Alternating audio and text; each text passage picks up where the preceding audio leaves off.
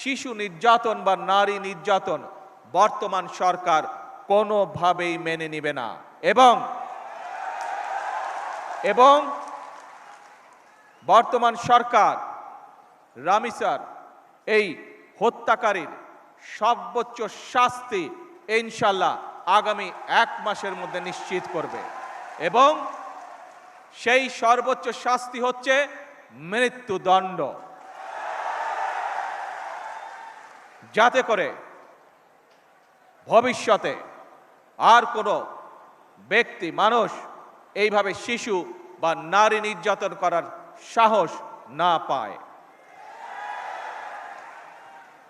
উপস্থিত সম্মানিত সকল উপস্থিতিবৃন্দ, একটি নিরাপদ মানবিক রাষ্ট্র এবং সমাজ প্রতিষ্ঠা করতে হলে আমাদেরকে আইনের শাসন প্রতিষ্ঠা করতেই হবে। রাজনৈতিক সংস্কৃতির পরিবর্তন ঘটাতে হবে।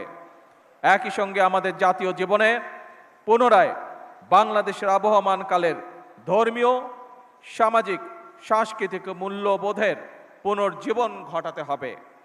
এক্ষেত্রেও কবি কাজী নজরুল ইসলামের জীবন এবং কর্ম আমাদের জন্য প্রাসঙ্গিক।